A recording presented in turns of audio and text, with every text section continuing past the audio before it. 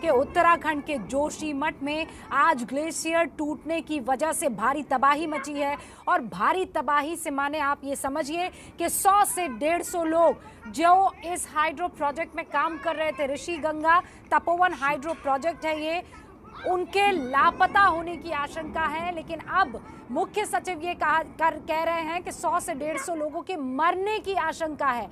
राहत और बचाव का कार्य लगातार चल रहा है। अभी मेरे सहयोगी अंकित ने एसएन प्रधान जो कि एनडीआरएफ के डीजी है उनसे बात की, क्योंकि एनडीआरएफ की 3 टीमें रवाना हो चुकी है। उन्होंने क्या कुछ कहा आप सुनिए। चमोली में ग्लेशियर टूटने की जो तस्वीरें सामने आई हैं उसने मई 2013 में जो केदारनाथ में घटना घटी थी उसकी यादें ताज़ा कर दी। हमारे साथ मौजूद हैं एनडीआरएफ के डीजी एसएन प्रधान साहब। सर, मई 2013 में जो तस्वीरें सामने आई थी, आज जो तस्वीरें सामने आई हैं, कमोवेश एक सी शुरुआती तस्वीरें लगी हैं, क्या वाकई में ये उतनी बड़ी त्रासदी?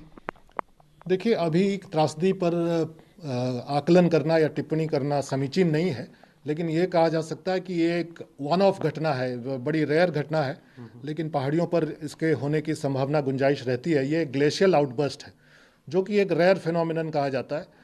और ग्लेशियल आउटबर्स्ट ऋषि गंगा के अपर रीचेस में हुआ है और उसके बाद वहाँ के जो प्रोजेक्ट्स हैं, हाइडल प्रोजेक्ट और ब्रिज प्रोजेक्ट्स बीआरओ के, वो सब अफेक्टेड हुए हैं। उसमें पूरी संभावना है कि न केवल जान को खतरा हुआ है, माल को भी खतरा हुआ है, लेकिन उसका आकलन अभी हम लोग नहीं कर सकते। लेकिन टीमें भेजी गई हैं और टीम काम करना शुरू कर चुकी हैं। सभी स्टेट एजेंसीज और सेंट्रल एजेंसीज समन्वय के साथ काम कर रही हैं। सर, कितनी टीमें एनडीआरएफ की बात की जाए तो क्या जानकारी है? कितनी टीमें एनडीआरएफ की, एसडीआरएफ की या एयरफोर्स की, क्या कोऑर्डिनेशन जो चल रहा है, कितनी टीमें डिप्लॉय हो चुकी हैं? स्टेट डिजास्टर रिस्पॉन्स फोर्स जो एसडीआरएफ कहते हैं वो पहले से वहाँ पर मौजूद है जोशीमठ में, तो ऑलरेडी काम पर लग गई है। वहाँ पर आईटीबीपी का बटालियन है, उनके साथ हम लोग टच में हैं, तो वो लोग भी काम पर लग गए हैं। और आर्मी के भी यूनिट्स हैं, वो लोग भी काम पर लग गए हैं। स्थानीय प्रशासन तो लगा ही हुआ है, साथ ही साथ स्थानीय पुलिस भी काम पर लगी हुई है। तो एक तरह से कार्रवाई शुरू हो चुकी है। एनडीआरएफ की टीम देहरादून से पहुँचने वाली है और यहाँ से दिल्ली से 3 टीमें एयरलिफ्ट करके C-130 एयरक्राफ्ट से देहरादून के रास्ते से हम लोग वहाँ पहुँचा रहे हैं। तो मोटा मोटी कहा जाए कि करीब 300 से 400 एनडीआरएफ कर्मी भी लग जाएंगे इस काम में शाम होते होते। सर, अब तक जो है जितनी जानकारी, हालांकि शुरुआती जानकारी है और जो डैमेज है वो ऊपरी इलाके में हो चुका है, तो फिर भी क्या जानकारी है और अभी ये कितना बड़ा खतरा? क्योंकि हमने केदारनाथ की जो तस्वीरें देखी थी उसके बाद में जो तस्वीरें सामने आई थी उसने दिल दहला दिया था। देखिए, मैं ये कहूँगा कि एग्जैक्ट डैमेज क्या हुआ है वो कहना उचित नहीं होगा। हो सकता है डैमेज कमतर हो सकता है ज़्यादा भी हो, दोनों ही परिस्थितियाँ संभव हैं। इसलिए मैं समझता हूँ कि यह एक बड़ी घटना ज़रूर है, पहाड़ी इलाकों में बड़ी घटना ज़रूर है। और इसका जो अंतिम रूप क्या होगा इस पर अभी कहना उचित नहीं होगा, लेकिन अभी फोकस है रेस्क्यू और रिहैबिलिटेशन और रिलीफ पर। बस सर, एक आखिरी सवाल। आज शाम को जो 4:30 बजे एक बैठक भी है, उस बैठक में जो है निश्चित तौर पर सारी चीज़ों पर चर्चा होगी, तो अभी जो है कितना बड़ा खतरा, क्योंकि ऊपरी इलाके से पानी अब नीचे आना शुरू हो गया है? मेरे विचार से जो बड़ी घटना है इसमें, घटनाक्रम में जो सबसे बड़ी घटना थी बस्ट, और बस्ट के बाद जो पानी का सैलाब मूव किया, वो अब कमतर होने लगा होगा, क्योंकि नदी का पार्ट चौड़ा होता जाता है और प्लेन्स के तरफ जाते जाते, हरिद्वार की तरफ जाते जाते चौड़ा होता जाता है। तो अब वॉल्यूम ऑफ वाटर उतना नहीं और स्पीड उतना नहीं होगा, तो इसलिए डैमेज पोटेंशियल भी कम होगा।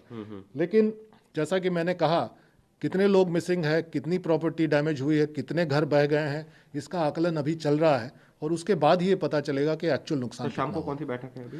शाम को 4:30 बजे कैबिनेट सचिव महोदय बैठक कर रहे हैं, जिसको नेशनल क्राइसिस मैनेजमेंट कमेटी की बैठक कहा जाता है। और उसमें भी सारी चर्चा होगी और उसमें मुझे पूरी उम्मीद है कि स्थानीय प्रशासन तो नहीं, कम से कम चीफ सेक्रेटरी स्टेट के और डीजीपी शायद मौजूद रहेंगे और उनसे फर्स्ट हैंड हम लोगों को पूरी जानकारी मिलेगी। यानी साफ तौर पर जो बड़ा नुकसान होना है वो हो चुका है। अब कितना बड़ा नुकसान हुआ है इसकी तस्वीरें तो बाद में सामने आएंगी, लेकिन अब कोशिश ये है कि जो पानी की धारा नीचे आ रही है उससे किसी और तरह का नुकसान ना हो, उसको कंट्रोल किया जा सके। तो फिलहाल एनडीआरएफ के डीजी का ये कहना है कि लगातार सरकार और प्रशासन पूरी नजर बनाए हुए है और कोशिश यही है कि अब और आगे नुकसान ना हो उसको रोका जा सके।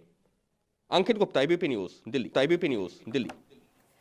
एनडीआरएफ के डीजी जो हैं उनको आप सुन रहे थे, एन प्रधान को, जो ये कह रहे थे कि जितनी तबाही मचनी थी वो हो गई है, अब उसका आकलन करना होगा, क्योंकि अब जैसे जैसे, और ये देखिए ये रेस्क्यू ऑपरेशन हो रहा है एनडीआरएफ का तपोवन में। आप देखिए एनडीआरएफ की टीम वहां पर पहुंची है।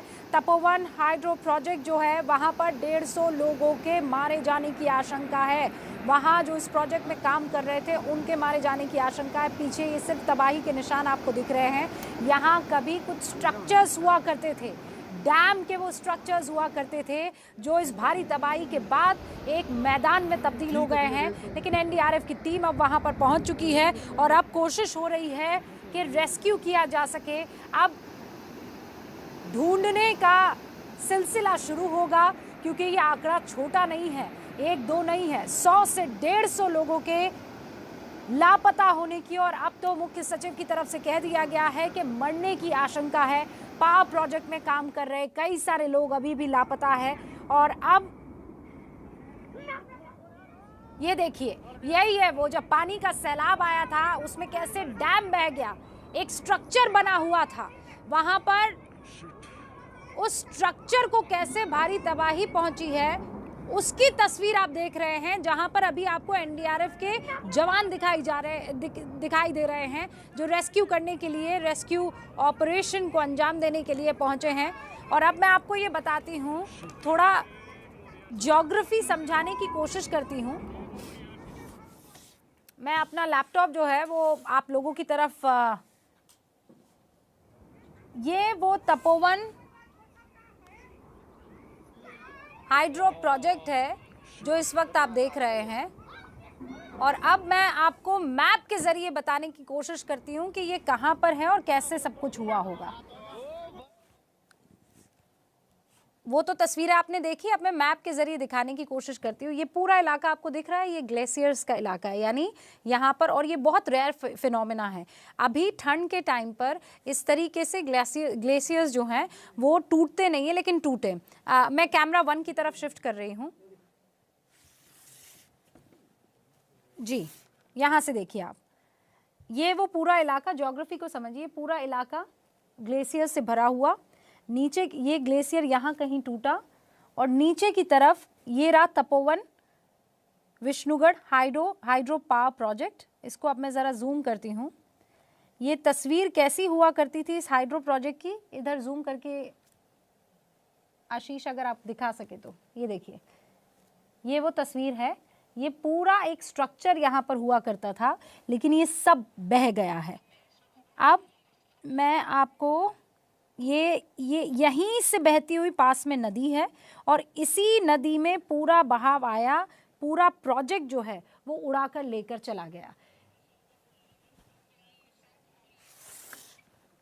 और हमारे साथ इस वक्त रमेश पोखरियाल निशंक साहब जुड़ चुके हैं, केंद्रीय मंत्री। जरा उनका रुख करते हैं। सर, आज भारी तबाही की ये जो तस्वीरें आई है इसने सबको दहला दिया है। अभी जो जानकारी मैं आपसे हासिल करना चाहती हूँ शुरुआती तौर पर वो यही है कि कितने लोगों के मारे जाने की आशंका है, क्या अनुमान लग रहा है सर? अभी तो जो मुख्य जो शुरू में जो 13.5 मेगावाट का परियोजना थी ऋषि गंगा पर, तो जहां पर ये ग्लेशियर टूटा है वहां पर ऐसा लगता है कि लगभग 20 लोगों के मिसिंग की सूचना वहां पर मिल रही है। और जो ये तपोवन विष्णुगढ़ वाला जो 520 मेगावाट का बड़ा प्रोजेक्ट है, पावर प्रोजेक्ट है, तो ऐसा लगता है कि कुल 178 लोग वहाँ काम पर थे। कितने लोग कहाँ पर रहे होंगे, क्या कर रहे होंगे, लेकिन 2 टनल जो एक छोटी थी और एक 2.5 किलोमीटर की लंबी है, तो जो एक टनल जो पहले वाली टनल है उसमें तो 16 लोग सुरक्षित हैं, उनको बचाने की कोशिश हो रही है। दूसरी टनल जो सूचना मिल रही है वो दोनों तरफ से अभी बंद है और उसको कोशिश की जा रही है। अभी मेरी कैबिनेट सेक्रेटरी साहब से भी बात हुई है, प्रधानमंत्री जी लगातार मार्गदर्शन मिल रहा है और गृह मंत्री जी भी लगातार मार्गदर्शन दे रहे हैं। हमारे एनडीआरएफ की टीमें पहुंच रही हैं, जबकि वहां सेना और आईटीबीपी के जवान वहां पहुंच चुके हैं। तो युद्ध स्तर पर राहत काम चल रहे हैं। अभी तक जिनको बचाया जा सकता है उनको बचाने की कवायद जारी है। रमेश जी, आप खुद उत्तराखंड के मुख्यमंत्री रहे हैं और आप उस इलाके को बड़ा अच्छे से समझते हैं। अभी तक जो हमें जानकारी मिली है वो ये है कि इस तरीके का फिनोमेना जो है वो बड़ा रेयर होता है, लेकिन अगर हुआ है तो उसने बहुत भारी तबाही मचाई होगी। अभी एनडीआरएफ के डीजी से जब हमारी बातचीत हो रही थी तो उन्होंने कहा कि बस अब इतना ही नुकसान, आगे इस नुकसान को रोकना है। आपको इस बाबत क्या जानकारी है कि क्या अभी और नुकसान हो सकता है? स्वाभाविक ये है कि जब उस पूरी घाटी से तबाही करते हुए आएगा तो जो नदी के अलकनंदा के तट पर और उधर जितनी भी नदियों के तट पर ये जहां जहां से प्रवाह होकर के जाएगा, चमोली है, पीपलकोटी है, जोशीमठ के नीचे वाला जो क्षेत्र है, करण प्रयाग है, गौचर है, श्रीनगर है, ऋषिकेश तक सभी स्थानों पर लोगों को स्टेट गवर्नमेंट ने अलर्ट भी कर दिया है और ये नुकसान आगे न हो इसकी कोशिश हो रही है। जिन लोगों को कहा गया है कि आप नदी वाले इलाकों में जितने भी गांव हैं उनके लिए किसी तरह के बंदोबस्त की खबर आपको रमेश जी है? निश्चित रूप में जो विशेष करके चमोली जिले में और श्रीनगर से ऊपर रुद्रप्रयाग है, गौचर है, करण प्रयाग है, चमोली है, पीपलकोटी है, तो इन सभी स्थानों पर लोगों को वहां से जो नीचे नदी के तट के क्षेत्र के लोग हैं उनको वहां से हटाया जा रहा है और उनको आग्रह किया जा रहा है वो सुरक्षित स्थानों पर जाए। जी, बहुत बहुत शुक्रिया रमेश जी तमाम जानकारी के लिए। रमेश पोखरियाल हमारे साथ इस वक्त थे, पूर्व मुख्यमंत्री उत्तराखंड के, इस वक्त केंद्रीय मंत्री हैं, एचआरई मिनिस्टर हैं। आपको ये बता दें कि वो ये कह रहे थे कि अभी नुकसान आगे ना हो इसकी पूरी तैयारी की हुई है। लगातार बड़े अधिकारियों के साथ हम संपर्क में हैं और उत्तराखंड के डीजीपी अशोक कुमार साहब हमारे साथ जुड़ चुके हैं। अशोक जी, सबसे पहले तो फिलहाल इस आपदा को लेकर सबसे बड़ी और ताज़ा जो खबर है वो क्या है, अपडेट सर? सबसे बड़ी और ताजा खबर तो ये है कि जो पानी नीचे डाउन स्ट्रीम में आया था गंगा जी के बढ़ा हुआ जो ग्लेशियर सुबह फटा था, ग्लेशियर ने डैमेज किया हमारे दो उसको पावर प्रोजेक्ट्स को, वो पानी अब श्रीनगर डैम जो हमारा पौड़ी जिले में पड़ता है कर्णप्रयाग के नीचे उस रुक गया है। अब उसकी डैमेजिंग कैपेसिटी अब वो कंट्रोल्ड है। उसके बाद सर आप ये कह रहे हैं कि अब कंट्रोल्ड स्थिति अब कंट्रोल में है 100%, क्योंकि अब वो एक आप समझिए जो डैम था अगर पानी और ज्यादा होता तो उसको ओवरफ्लो कर सकता था, बट उस पे उन्होंने वो कंट्रोल्ड वे में वहां से आगे नीचे जाएगा ऋषिकेश हरिद्वार की तरफ, तो एक तो वो खतरा अब 0 हो गया है। दूसरा ये है कि वहाँ ग्लेशियर आया, एवलांच आया, उसमें 2 पावर प्रोजेक्ट थे, ऊपर था रैनी पावर प्रोजेक्ट और नीचे था तपोवन। इन दोनों में डैमेज है। रैनी वाला तो ऑलमोस्ट पूरी तरह खत्म है, पूरा पावर प्रोजेक्ट ध्वस्त हो गया। वहाँ के जो 85 लोग वहाँ काम कर रहे थे उनके बचने की संभावना कम है, मतलब अभी आखिरी आकलन। जो दूसरा पावर प्रोजेक्ट है उसमें डाउन स्ट्रीम में है, उसमें कुछ सर आपकी आवाज कट गई है। सर आपकी आवाज कट गई। हाँ, दूसरा पावर प्रोजेक्ट उसके बारे में बताइए। जी सर, जी सर। में है तब में था एनटीपीसी का, उसमें 1.5 में कुछ लोग बचे हुए हैं, कुछ अभी टनल भी हमें मिले हैं, तो हमारे वहाँ बचाव और राहत कार्य जारी है। तो पर ये है कि जो डैमेज हुआ वो इमीडिएट 10:30-11 के बीच ही हो गया है। उसके बाद डाउन स्ट्रीम में हमने अलर्ट कर दिया था, तो कोई गंगा किनारे जिससे जो होते हैं उन सबको दूर कर दिया था, तो वहाँ कोई बड़ा डैमेज नहीं हुआ है। अब वो डैमेज 100% मतलब कंट्रोल की स्थिति में कि पानी जो है उस श्रीनगर से नीचे कंट्रोल तरीके से जाएगा जितना डैम से छोड़ा जाएगा। सर आपने जो ये बड़ी खबर दी है कि तपोवन हाइड्रो प्रोजेक्ट के टनल में कुछ लोग आपको मिले हैं, यानी अभी वो जो 150 लोगों के लापता होने की खबर आ रही थी उनमें से कई ऐसे हैं जो बचाए जा सकते हैं, वो टनल में कहीं हैं? जी कुछ है, अभी हम उसका एग्जैक्ट कर रहे हैं, कोशिश कर रहे हैं उन तक पहुंचने का। तो ये हम आपको क्लियर कर दीजिए। जी, बहुत बहुत शुक्रिया सर हमसे बातचीत करने के लिए। उत्तराखंड के डीजीपी इस वक्त एबीपी न्यूज के साथ फोन लाइन पर मौजूद थे और उन्होंने जो बड़ी बातें कही है वो ये है कि 10:30-11 बजे तक जो शुरुआती नुकसान था वो जो होना था वो हो गया है। 2 पावर प्रोजेक्ट्स को बहुत नुकसान पहुंचा। एक तो रैनी पावर प्रोजेक्ट को जो ऊपर की तरफ था, यानी जिस उस ग्लेशियर के टूटने के बाद जो सबसे पहला टारगेट था वो पूरी तरह से ध्वस्त हो गया है। वो जो रास्ते में था वो पूरी तरीके से ध्वस्त हो चुका है। यानी रैनी पावर प्लांट में 50 लोग जो काम कर रहे थे उनके बचने की उम्मीद कम है, ये डीजीपी साहब कह रहे थे। हालांकि ये शुरुआती जानकारी है। दूसरा ये कि थोड़ा नीचे की तरफ जब आप आएंगे तो वो तपोवन हाइड्रो प्रोजेक्ट है जिनमें 150 लोग काम कर रहे थे। उनमें से कई ऐसे हैं जो अभी टनल में फंसे हुए हैं और उन तक पहुंचना अब सबसे बड़ा चैलेंज है। नुकसान की बात जहाँ तक है वो बहुत ज़्यादा हो रखा है। जान माल लोकल से लेकर कंपनी में जितने भी लोग थे, बहुत सारे लोग नहीं दिख रहे हैं। अभी 2-4 लोगों को देखा है मैंने इधर कंपनी के, और लोकल लोगों की तो जिन लोगों की अभी तक सूचनाएं हैं हमारे पास 3-4 लोगों की जो यहाँ पे रेणी ग्राम सभा के अंतर्गत, दोनों ग्राम सभाओं के अंतर्गत 3-4 लोगों की अभी लापता होने की सूचना मिली है हमको। और सुबह मुझे 10:30 पौने 11 बजे करीब सूचना मिली थी पैंग से। हमारे एक बंदे ने फ़ोन किया था मुझे, प्रदीप नाम के लड़के ने, कि भाई यहाँ रोटी का ग्लेशियर टूट गया है। तो ये एक शख्स वहाँ पर चश्मदीद लोकल जो ये बता रहे थे कि जो वहाँ उस प्रोजेक्ट में काम करते थे वो बहुत कम नज़र आ रहे हैं। बस इक्के दुक्के हमें यहाँ पर दिखे हैं जो कंपनी के यानी इस प्रोजेक्ट में, तपोवन हाइड्रो प्रोजेक्ट में काम करते थे। अभी 150 लोगों के गायब होने की, लापता होने की खबर है। नीचे लगातार फिर बता दूं पट्टी में हेल्पलाइन नंबर चल रहे हैं। उत्तराखंड के हालात पर तमाम बड़े लोगों की नज़र है। गृह मंत्री, प्रधानमंत्री नरेंद्र मोदी, उन सब की नज़र उत्तराखंड में, चमोली में ये जो त्रासदी हुई है इस पर नज़र है। अभी राजीव गाबा बैठक करने वाले हैं 4:30 बजे। आईटीबीपी के पीआरओ विवेक कुमार पांडे हमारे साथ जुड़ चुके हैं, जरा उनका रुख करते हैं। विवेक जी, आपके पास क्या जानकारी है? आईटीबीपीओ की कितनी टीम वहां पर पहुंची है?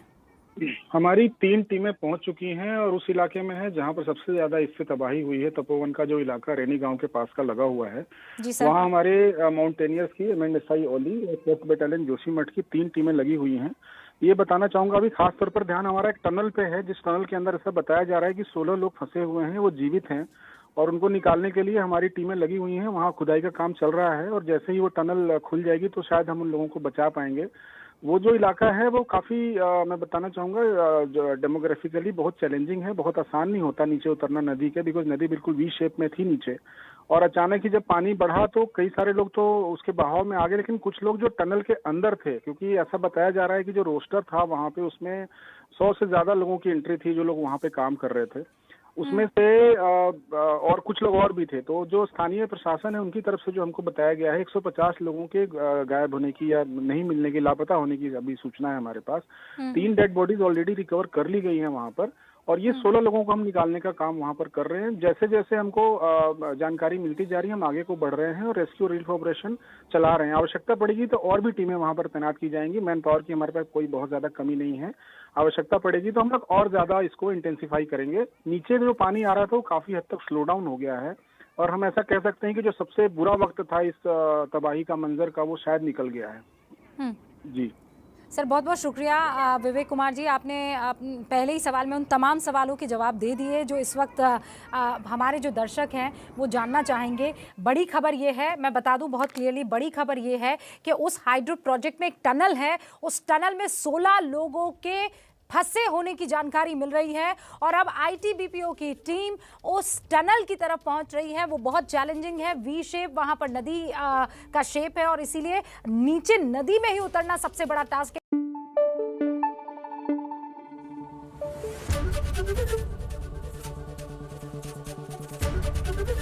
एबीपी न्यूज आपको रखे आगे।